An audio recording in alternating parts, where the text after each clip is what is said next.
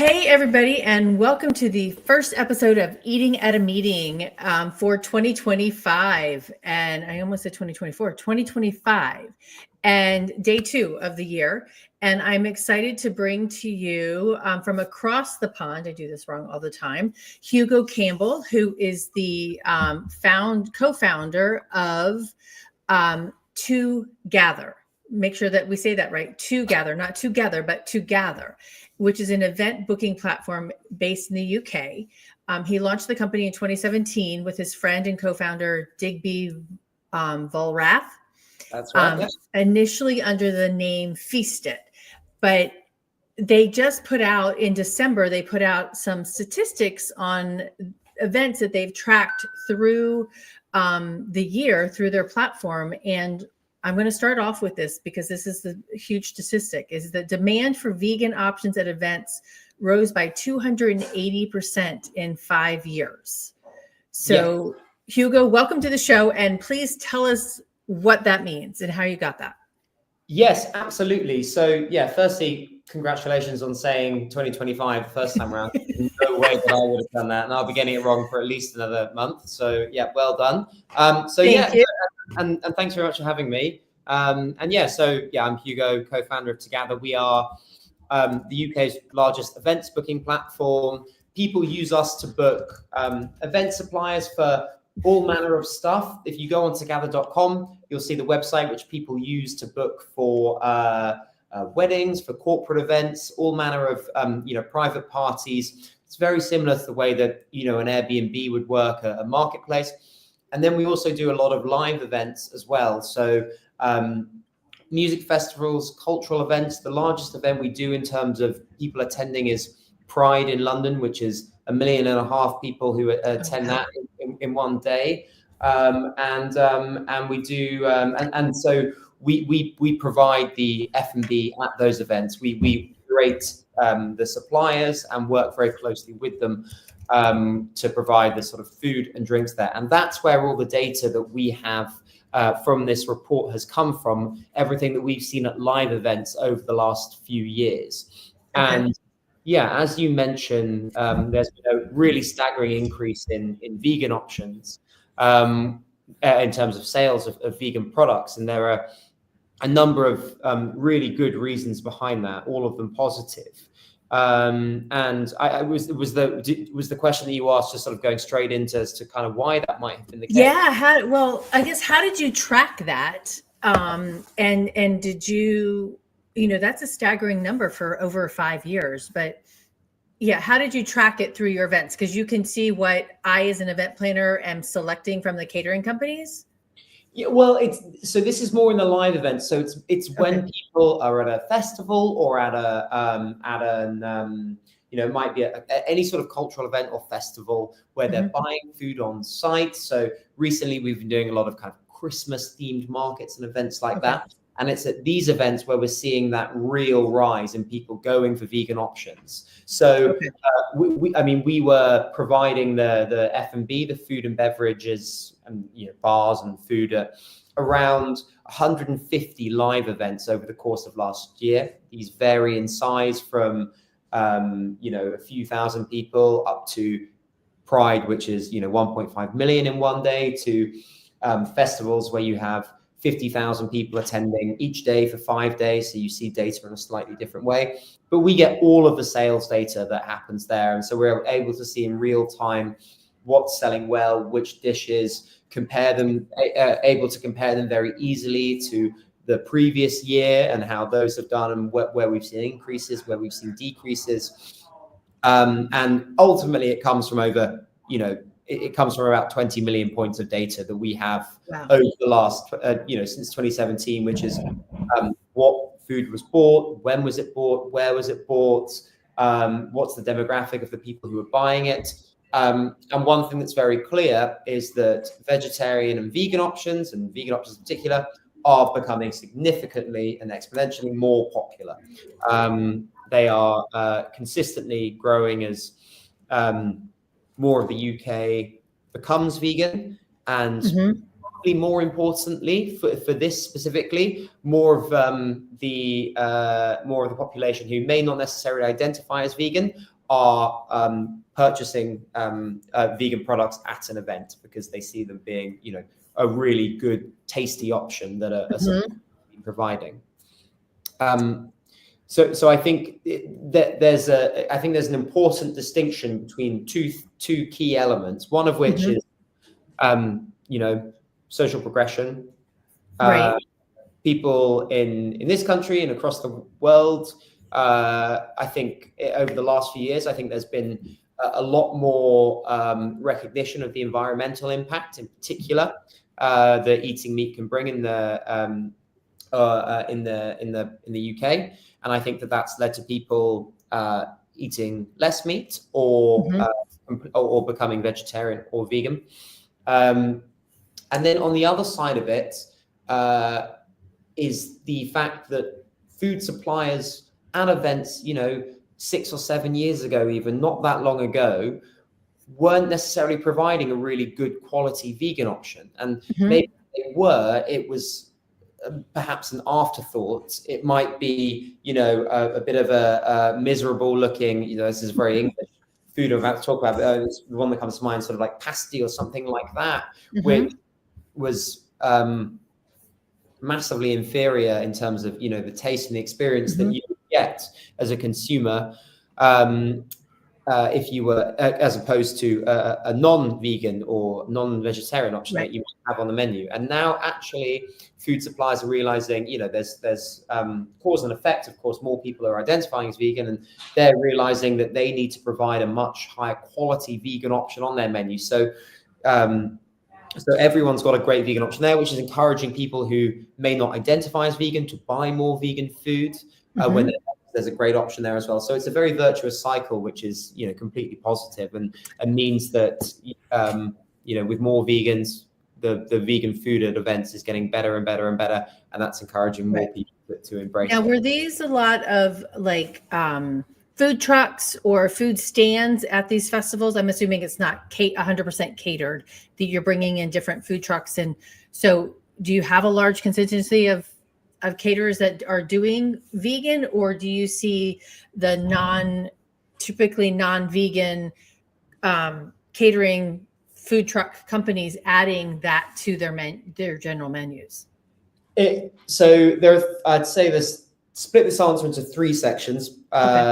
Briefly, sorry, I immediately jump into that, but there was so previously there would nearly always be at an event. So when I was a teenager and I would go to festivals, the way it would normally work would be, and you're right to say, I'm talking about sort of a lot of street food trucks and setups events. What you would see would be burgers, hot dogs, and then and loads of them, and then a vegan trader who would be doing, and it would be okay, but it would be the only place that you could go if you're a vegan, and you would get the food from there. Now you're seeing a lot, and they would be quite homogenous in what they did. So depending on where you went, there would be the same options, the same kind of van. It might actually just be exactly the same one. If you went to a couple of events in a few weeks, it might be the same person who was there. Now the options of vegan only traders are very, very different. So obviously, I think there's the fake meat trend as well, which is a big thing here. So there are lots of there are a lot of vegan suppliers at events will be it's not necessarily coming from a health first perspective, it's coming from a taste first perspective. So you have I'm thinking about one of our suppliers, a really popular one at live events called Chicken-ish, where the name implies it's fake, it's fried chicken, it's vegan fried chicken, and they're incredibly popular, and people go to it as a treat rather than as an obligation, and because they're a vegan, it was the only place they had to go. And that means that it's popular with people who might not necessarily just be vegan, but will also go there because they know it's going to be delicious. And so a lot of vegan specific suppliers have moved perhaps further from a health first perspective to a taste first perspective, not saying that they don't provide healthy options too, but it's not sort of their kind of unique selling points are. This just popped into Julianne Sullivan just piped in. There's so many vegan options in life. And when she's going to an event, she asks upfront about vegan options. So that brings a good question to you. When people are buying tickets to the events, are you asking them about their dietary needs and then planning accordingly? Or are you going ahead and asking your vendors to bring in that so that you're accommodating them without having to ask? So we like to think that we are doing our bit on this. So when we do events, we ensure that every supplier will have a vegan option available. Okay. So that's awesome. That's something that we're strong on, I think. And and we're we're a company that's trying to I'm not going to pretend that that's for purely social reasons. The reason is because that's what organizers really want now as well. We're a company that's trying to make money, and the reality is that and if we didn't do that, I think there are lots of people who wouldn't work with us, and I think that's great. So for us, it's a really important thing from both a moral and a business perspective to make sure that all of our suppliers are providing really good vegan options. And I think that was kind of the third point that I was going to go back to on that, which is that suppliers now, so the food trucks and street food traders now, even if you're the person doing the burger, or you're the person doing the barbecue food, you will have to spend time focusing on making a great vegan option for customers as well. And I think it's almost now become a point of pride amongst a lot of meat-based food suppliers or meat-first food suppliers who do burgers, but then they go, oh, but we also do this incredible, pulled jackfruit burger, which is, the best at that. So it's kind of become a bit of it's a place for people to stretch their creative cooking muscles even further, which is great. Yeah. Awesome. Well, and Julian just wants to go back to ask, so are you asking ticket purchasers about their diet, about food preferences? We don't, but that's because we have a very clear idea of, so we've done events for, I think I mentioned at the beginning of the call, we have, and not to sound too dystopian about it, we have, 20 million data points on events. We have a very clear idea of what sort of food will be sold before. And, depending on, we will measure the demographic of who's attending an event based around age and a number of other kind of socioeconomic factors. And from that, you can get a very clear idea of, what the breakdown of sales at the event will be. Right. The percentage of people who are attending will be vegan. And there are some events we do where we work, closely with the organizers, the producers of the event, and sometimes they will say, we want there to be 5 vegan specific traders. We'll work with them on that. But normally, to be honest, we don't need to ask because we have a idea beforehand. But it's a great question, and I think if we're working on an event for the first time, we will ask the organizers for the historical sales data of things, how things are sold in the past. That's awesome. Well, and Jill just piped in. She's Rasco from Texas, and Julianne, Pennsylvania, I believe. But she said suppliers providing vegan without asking first is great. But she does ask on reg sites. And I think it's a little bit different because you're producing festivals. You're not necessarily producing a corporate event or an association event, right? Absolutely, yes. And I think, well, we work with suppliers who, and so we work with about 3,000 of who we see as being the best, street food and F&B suppliers in the UK.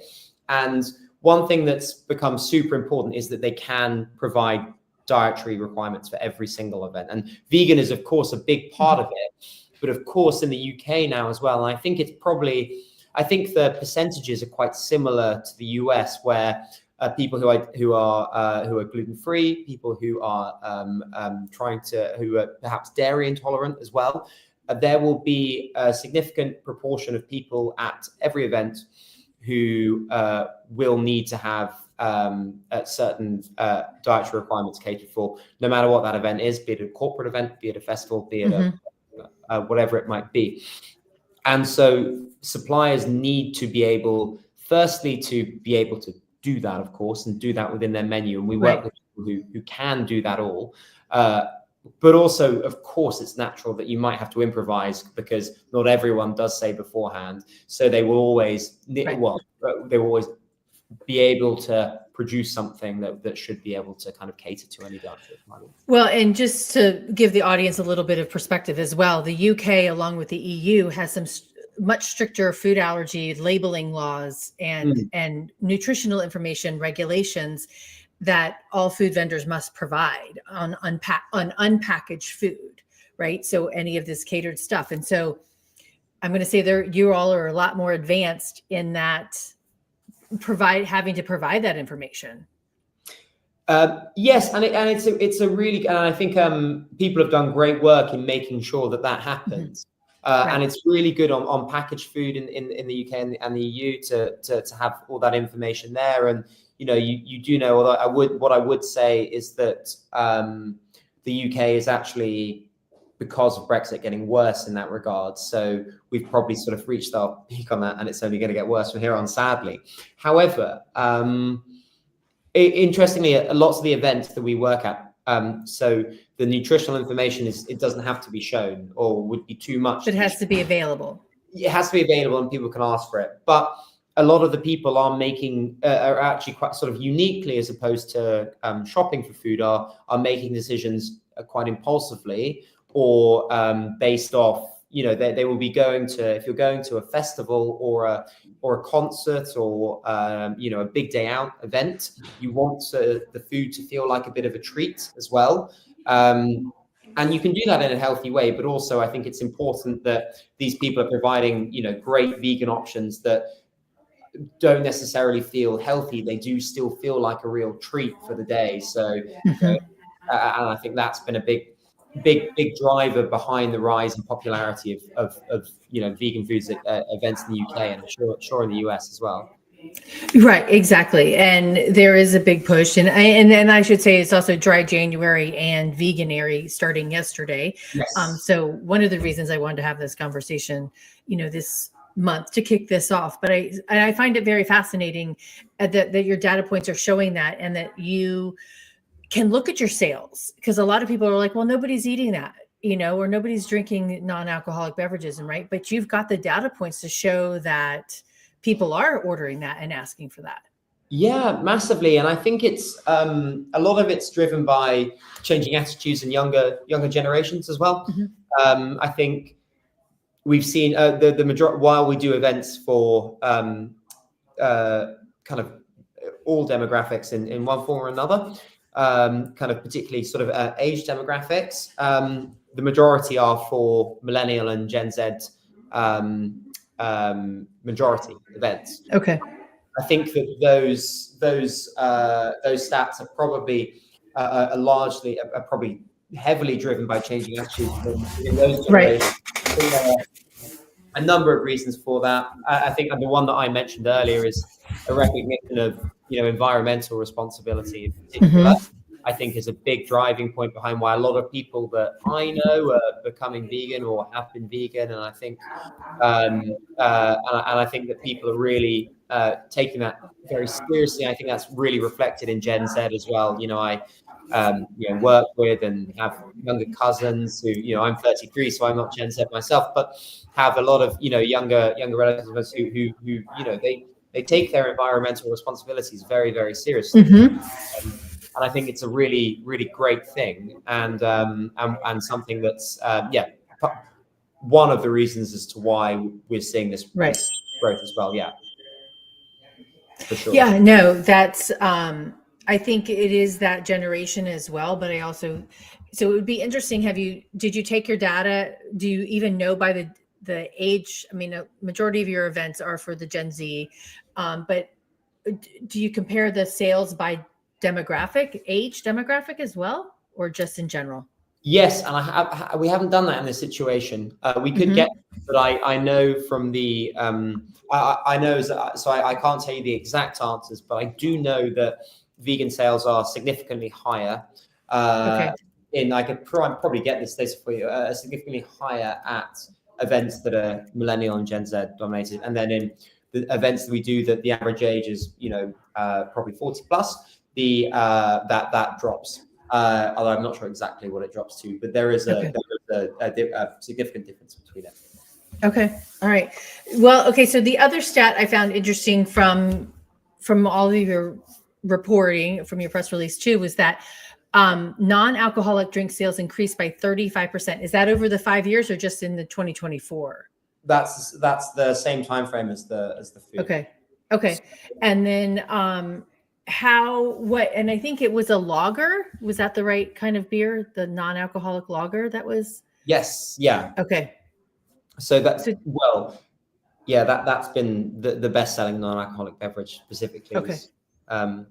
The kind of just non-alcoholic beer, which is proving to be a real and if you look at it from an event perspective, I think non-alcoholic beer makes complete sense, where people, they still want to feel like you're having a drink to celebrate.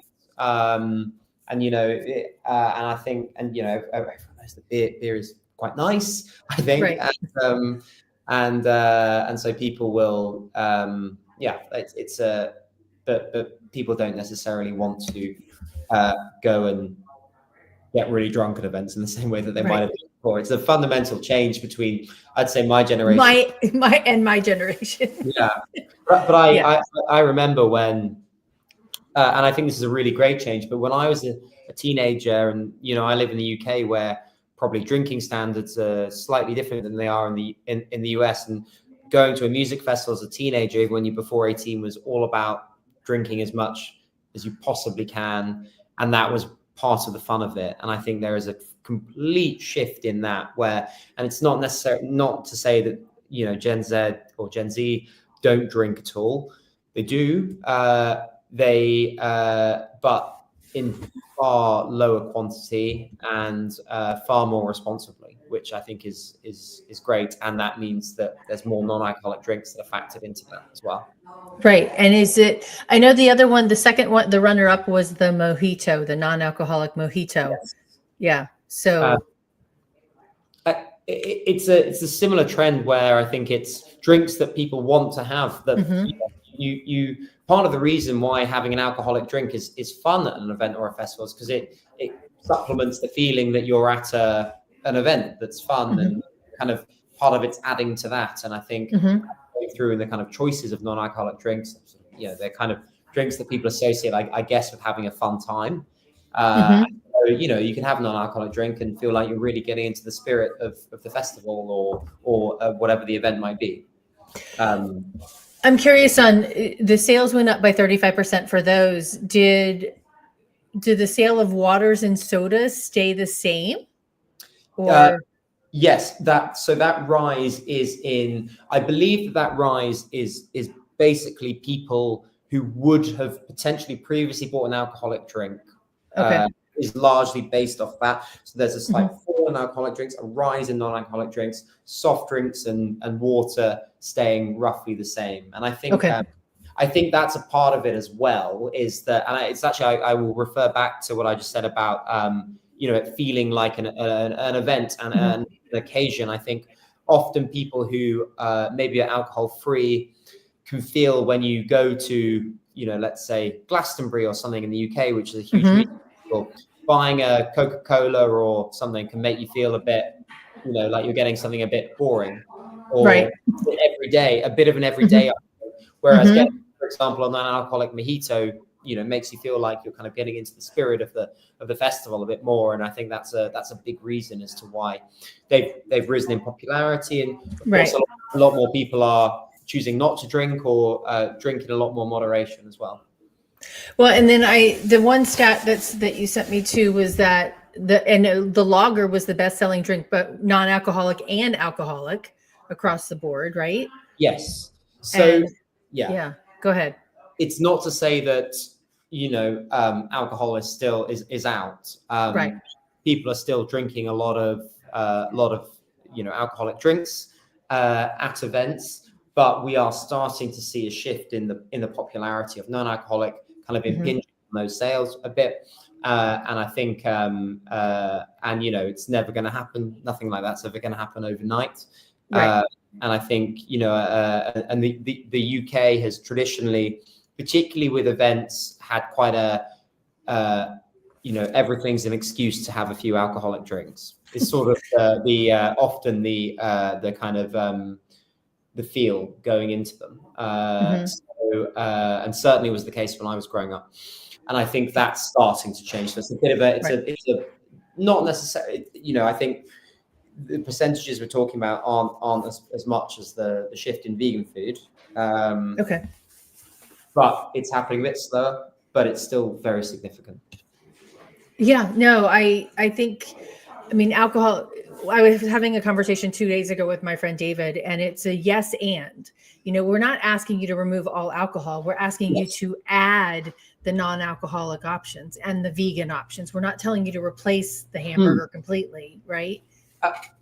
Absolutely. And I think that, if I look at a 3-day festival, someone's behavior over the course of that, what you'll often see. So, in the UK, there's a big culture of music festivals where people go for 3 days, you camp for 2 nights. It's sort of a bit of a rite of passage as a teenager. I know they also exist in the US, but it's a slightly different feel to them. It's kind of more of like a rite of passage as a teenager. People do kind of one a summer, and it's a bit of a kind of traditional kind of routine, and they're a bit grubby, and it's all about the camping, and it's that as well. And it's saying with non-alcoholic drinks and vegan food, you're there for 3 days. It's sort of like being on holiday. You might not be changing every single meal to vegan. You're probably having 7 or 8 meals across the course of the whole thing. Whereas in the past, you might have bought 0. Now you might buy 1, 2, or 3 that are vegan. Likewise with non-alcoholic drinks, you might be drinking, but then you across the weekend, but you might drink less and add a 1 or a couple of non-alcoholic drinks a day that you wouldn't have had before. So yeah, it's a lot of it's not a huge cultural shift that's happened overnight, or one that's even happened yet. They're just in motion. And I think certainly vegan options and more vegetarian options, I'm sure, will continue to grow in popularity. And non-alcoholic options, I'm slightly more skeptical on whether the growth will continue. I'm very interested to see, because it seems like it's sort of reached a bit of a plateau in the UK at least. And that's only that I'm seeing from across wider industries, not just events, festivals, etc. Now, so you've had this company 7 years now, is that right? Yes. And you're business owners, so you're looking at your data, but what made you focus on, the types of food? And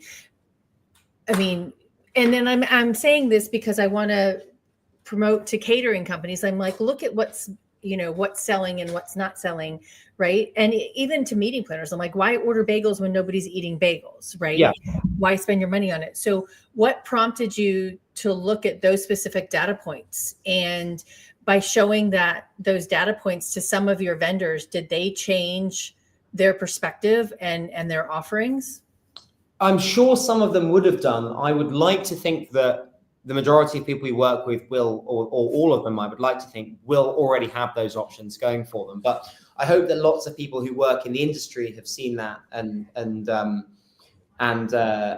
taken it on board. I actually think that people who are really important to see it, maybe more so than even the traders, because I don't think it's necessarily news to them, are the people who organize festivals and events. I think that there can be, things like ensuring you have really good vegan options, and I say this in terms of as I'm talking from an environmental perspective as well, within a kind of ESG perspective, and making sure that your event is sustainable and as environmentally friendly as it can become an afterthought for them. And I think it's important for them to see just how fundamentally popular and how essential it is for them to have really good options at their event. So I would like to think that if we're working on an event, that will be covered. But I hope lots of people who have seen the data will think, oh, okay, great. We should focus more on getting really great vegan food at our event. And I think it is super important. And I think that, you know, I know I'm not vegan myself, but I'm pescatarian. Okay. And it can be, you know, there's a certain feeling that comes with when you go to something and you realize that you haven't been catered for, or you haven't been catered for well, and you know, you learn to deal with it, obviously, but you just kind of like, oh, it feels a tiny bit lazy, or it feels a tiny bit like people are a bit stuck in the past, haven't necessarily thought about it, and that's the feeling you get if you go to an event and, you know, there's not a good option there for you. You can just slightly tarnish the day a little bit, and are less likely to go back as well. So I think it's more, you know, every event, so every festival organizer is trying to throw a great event that means that people will go back year after year. Having, I think, you know, good food and really good vegan options being a vital part of that is going to be totally essential to them going forwards. Totally agree. Yeah, I totally agree. Now, do you see what strategies do you recommend that planners take in organizing their events? I mean, a festival is different than hosting it in a conference center or, you know, in a hotel, but I think an event is an event, and we're serving food. So what strategies do you suggest that planners do that you found success in adding these? Yeah, absolutely. Do you know what? I'm not necessarily going to say a strategy, but my advice would be take it seriously, because food for decades and decades has been an afterthought at an event. You know, when I talk about to my parents about weddings that they went to, or corporate events, or you know, let alone festivals where no one gave a damn about what the food was. But like, you know, in the back then, you know, food was so much of an afterthought. It didn't register. You know, you get something and it would be fuel. Now attitudes towards food have totally shifted from younger generations. I mean, like, we live in a world where I think it's something crazy, like 60% of Gen Z and millennials take photos of their food at a restaurant before they eat it. I know that's a bit of a silly stat, but it's like food is fundamental to their identities, the way they live their lives. And this didn't exist when I went to festivals. Well, yeah, exactly. Yeah. And I think it's just become such an important part of people's identities and how they, you know, enjoy themselves at an event. So if you're thinking of food, if food is an afterthought, then you're organizing your event wrong, because, you know, it's the thing that it's totally vital to people having a really good time. And there's almost no element of an event that you can organize which, if it's not up to standard or if it goes wrong, it will have quite a big detrimental effect on the day. Point number one, people will completely notice, and, you know, they'll you know, it will be a bad mark for the event. But also, point number two, people get really annoyed when they're hungry. So if the food's not good or there's not enough of it, it has to be central to everything. And I think that, you know, there are still, you know, we still deal with lots of organizers who haven't realized that, or don't necessarily appreciate it enough. And I really do think, like, that's what I would say is, you know, it's not so much a set strategy, because every event is slightly different, but like, organizers should spend that time really thinking about what it is that their attendees or guests would like. And, you know, sometimes a little bit of thought can go a really long way. And so it doesn't just and you find yourself, you know, for example, booking the same caterer that you've booked for the last 8 years for this event because it's an easy thing to do. So I'd say, you know, making sure that you're putting thought into it, and, you know, of course that comes with catering for dietary requirements, making sure that there are really amazing vegan options. That's a huge part of how that should come into the thinking there. But, really considering what it is that people would want to eat, because, you will have done, I've done a million times, where you go to events where the food feels like a total afterthought. And it's just a bit disappointing, and can sometimes slightly tarnish a wider event, even if lots of other parts of it are organized brilliantly. Right. And whereas on the other side of it, if the food is brilliant and the event's not that good, you can get away with a hell of a lot because people are talking about the food all night. Right, exactly. Good or bad, and you want them to talk about good. So, does any of your data, do you look at like comments on Instagram and things like that at the events to see like, are people taking pictures of the food that they're eating at the festival? Are they complaining about the food? Is that part of any of your data? Yeah, well, it's not necessarily part of our data as such, but it is part of something, a lot of what we look at. So we'll always keep an eye on that. We work with a lot of suppliers who are, quite well known themselves, well known in the context of the British street food scene, where they'll have, fans who will follow them, comment on everything they do, maybe follow them to an event. Yeah, for sure.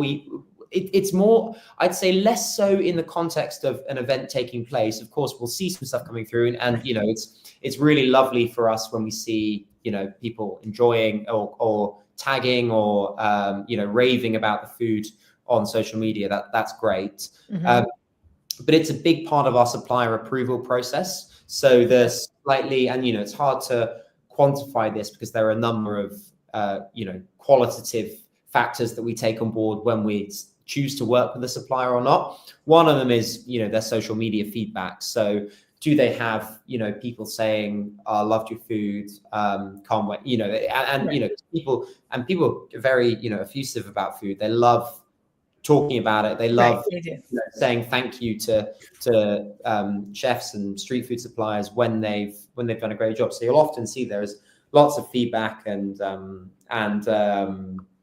great comments about suppliers. So yeah, it's a big part of how we onboard the suppliers, for sure. Okay. All right. No, that's awesome, because you don't want to bring a street food vendor, to a festival and nobody buy their food. Or yes, that would not be good. And I know enough traders down the years who that kind of stuff has happened to, and normally it's because we work very closely with them on there to refine their offerings, and there's a lot of stuff that goes on about. And it's a very interesting one with vegan suppliers as well, because a lot of the choices get made about what people see on the sign about food. So if you're just selling vegan food, you might not necessarily just want to put vegan up there. You might want to put, for example, Chickenish will just put their name, and you will have people who will come there and they will realize that they're just doing vegan options, but they'll go, "Oh, actually, those look fantastic, and that's what I want to have." Okay. Yeah. I mean, it is the marketing. And I know there was a bakery here in the US that, instead of promoting herself as a vegan bakery or an allergy, it helped her not to promote that, just to get people in to come and enjoy she did say it, but it wasn't on her thing as, "Hey, I'm a vegan bakery." Oh, yeah. It's not that you would ever pretend that it wasn't the case, but you don't necessarily have to be totally upfront about the fact that that's the case. And, I think it's, we've seen it where we all now know, I think, or lots of people know that vegan, fake meat products can be absolutely delicious and in many cases, even better than the original might. So I think, the more you can prove that to people is a great thing. Yeah, exactly. Now, another thing that I thought was interesting from your stats is that Moroccan food rose by a dramatic 300% in popularity. Yes, with harissa chicken. Harissa's awesome. I love that flavor. But are there any other things that, was the burger still, what kind of foods were eaten across the board? Yeah, so you'll always see, the sad reality, or if you want to say it sad, I would say it's not sad, but the unoriginal reality is that burgers will nearly always be the best selling food at any given event.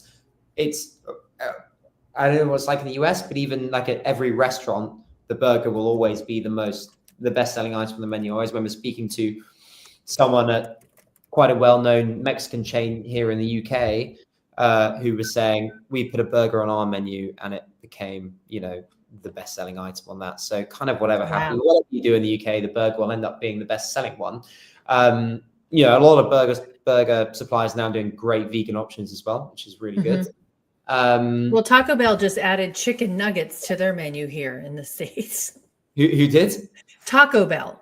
Yes. Yeah. That sounds... Which just seems kind of odd for Taco Bell to do, but yeah. Very similar to what I was talking about. Yeah. And so, yeah, and I'd say, the favorites, like you'll always see burgers, hot dogs, pizza being pretty universally popular at kind of any event that we do. The Moroccan food is quite a specific rise there. And to be honest, that's a slightly, I don't know, sensationalist stat because it was quite low in sales before and has risen. But it's still great to see because Moroccan food is great. But I would say that maybe the most significant rise in popularity, Greek food has become a staple at UK events. So souvlaki wraps have become absolutely huge. And now, a few years ago, it would have been quite rare to have seen a Greek supplier, and now you'll have at least one at nearly every single major event, and they're super popular. So I think there's been an added, a massively raised appreciation for kind of Greek food at events, which is okay. And I just think international food in general too. I mean, people are not vying for it, but craving it, right? They're looking to try new things. Absolutely. And I think we have a very good, I know it's a much like parody thing about the English in America is that our food is terrible, which you're absolutely right. But what that's meant is that we've had London in particular, but also the rest of the UK has become this incredible melting pot for all sorts of, diverse cuisines and become the food has become incredible because we've had such an amazing, range of kind of cuisines and different you can get everywhere. So it's been a great thing for the UK food. And I think people are far more appreciative of cuisines from all around the world now than they definitely were, 15 or 20 years ago. But I think it's the food scene in the UK has become far more exciting and vibrant over the last couple of decades. And that's had really good knock-on effects in the long term for street food as well. Okay, 2 more questions. So how do you think that the food that's consumed at events, at street food things, can parlay into, other types of events, or do you see this? I see it as a broader societal change in general, and you've kind of alluded to that as well. But do you think we can translate the food eaten at festivals to catered events? Absolutely. I think so. And I think it's all a stat that I always love in the UK, and I don't know what this is in the US, but 30% of weddings now use street food in some capacity. Really? Yeah. It's becoming huge. A lot of the time people call it a festival wedding, or they, it might be them getting in a supplier late on to do something to keep the dance going, whatever it might be. UK weddings go very late, which I feel like in the US they tend to end a bit early. Whereas they go to 3, 4 a.m. normally in the US. So there's so often people get like a food truck in at 2 a.m. or something to kind of that kind of. And sorry, that's only my experience of American. I was going to say I'm going to be asleep when that 2 a.m. food truck comes in. I might be wrong. I might be being really unfair, but I think definitely we do a lot of corporate events, and people are very in a very positive way, very aware that they need to be catering for all or multiple and all dietary requirements of those. And I think corporate events, people take it very seriously. The people who organize events at a corporate level are normally very good at it. They will have organized multiple events, so they understand the complexities around booking, catering in particular. And I think so I think we're definitely seeing a higher take up. It's specifically in that as well. It's not necessarily people booking vegan specific suppliers or vegan specific caterers, but making sure there are really good options available for people. We definitely see that. We have a lot of people book caterers for weddings through us, and I almost kind of don't even think about the fact that someone wouldn't have a vegan option. It's basically obligatory now that you would have something there. And when I'm on Togather, and just so everybody know, it's to and then gather.com, and I'll put it on here. Can they say, hey, I'm looking for a vegan caterer? Absolutely. And they can sort by that? Yeah. So you could sort by vegan, and as a rule, any supplier. I believe that 95% of suppliers who quoted for any event would be able to provide a vegan option, even if they weren't vegan specific. But there are numerous vegan specific caterers, and you can specify that you'd only want to put one of them. Well, and this just popped into my head too, but I'm like thinking, you've got these street food vendors. It's not like they have a commissary right in the, a big kitchen in the right back or the back of the truck to come in and change up a variety of things. So it's really important for you, like you said, to think through it. Yes. And make sure that you've got your options, because you're in an offsite, you're in the middle of a field or wherever, yes. And you just can't go to Whole Foods or whatever. What's your big grocery store there, and buy food on the fly? Yeah. The one that you'd want to reference would probably be Tesco's. That's the one. Okay. That's the, if you ever want to talk to an English person about a grocery store, you probably think this, but we have Whole Foods too. Oh, you do? Okay. Yeah, we do. Okay. But it's not as widespread. Okay. Yeah. You just can't run to the grocery store when you're at a festival to change it up and make something different. Yeah. Absolutely. And it can be hard.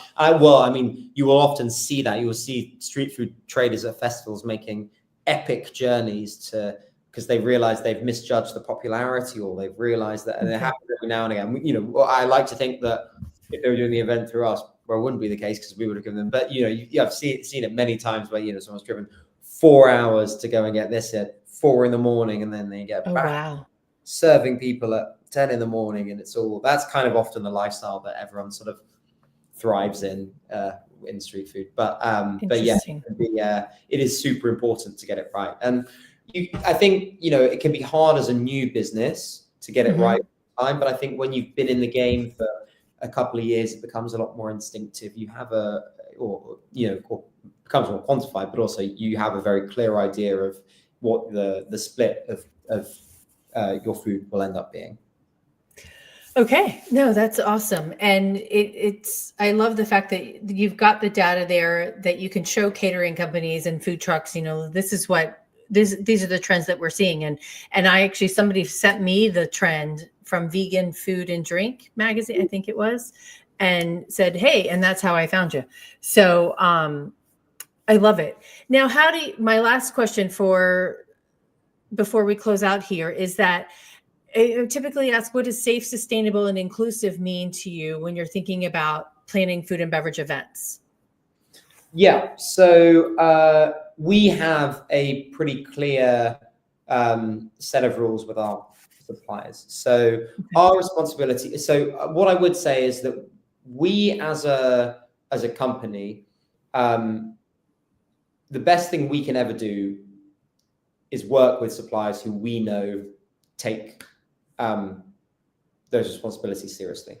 Okay. And it's something that we make sure that we do when we so to be honest, with the majority of suppliers that we work with, I'm not really worried that they're going to not be taking safety, sustainability seriously, because we know they do, and most of them are really fantastic about it.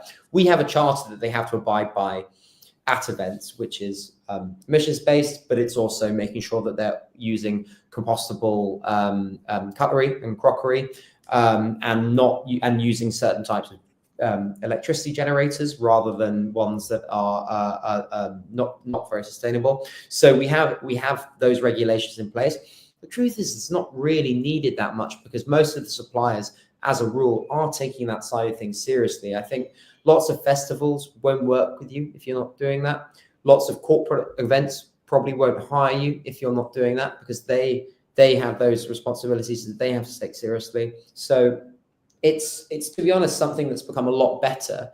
I would say that that's something that organizers have to do themselves. So, for example, if you're a festival owner, you're going to have to go out of your way to ensure that that's the case. If you're not using us, but like you're going to have to go out of your way to kind of make sure that people take those responsibilities seriously. Whereas, for example, in Holland, there are mandated laws around a lot of environmental, in particular, features about festivals, which means that there's no way that an organizer is forced to think about it from the start, which I think is a really good thing. Whereas in the UK, that doesn't exist, so it kind of has to come off the back of the organizer. And of course, lots of it is consumer driven as well, because if it factors into lots of particularly young people's opinions when they're going to an event as to whether it is going to be a sustainable event. Right. Exactly. All right. Is there any thing that you want to share with everybody about what you think of 2025 and the stats that you think of how they'll change? I think. Well, I touched on it earlier. I'll be very interested. So I think our sales of vegan food events will continue to rise in a steady way, and that they have over the last few years. I think that'll be great. I think what I'm interested to see is whether non-alcoholic sales continue to rise, because they've a lot of the stuff that I'm seeing is about it slightly plateauing, and companies and people. A few kind of non-alcoholic companies kind of starting to be in a bit more trouble. And maybe it's because the market got a bit oversaturated with lots of, new non-alcoholic brands appearing in the UK. But I wonder if that's going to continue to rise at the same rate. My guess is it probably won't. And then, I think we'll see more and more people going vegetarian, going vegan in the UK, and making that kind of conscious decision to do that, because I think I keep going back to the environmental point, and I know there are many reasons as to why, many very good and valid reasons why people would be vegan, but I think that people are becoming so much more conscious of that. But I think the percentage of particularly Gen Z people who grow up, and maybe they've not grown up as vegans or vegetarians because their family won't have been, but will be making that conscious decision, I think will grow and grow. And it's a great positive change. Yeah, exactly. Well, thank you so much, Hugo. I appreciate it. Here is Hugo's website, togather.com. And if you want to get a hold of him directly, you can find him on LinkedIn under Hugo Campbell. I think that's how I found you as well. But thank you so much. I really appreciate it. And actually, we got a comment in here real quick. Jen just said, great perspective. Thanks for sharing on the topic of non-alcoholic. You're welcome. Well, yes, I'd be interested to see how it continues to grow. I'm still not convinced that my view is correct, but I'll be very interested to see what happens there. Yeah, we should come back next year and talk about what you saw changing, over the year. Yeah.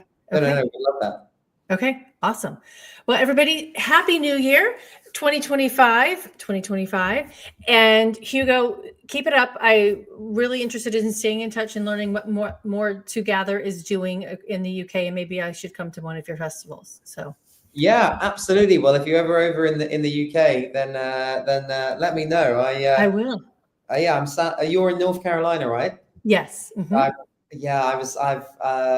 I've been to South Carolina before. It's very close. Yeah. And it's a beautiful part of the world. That's all I know. Yes.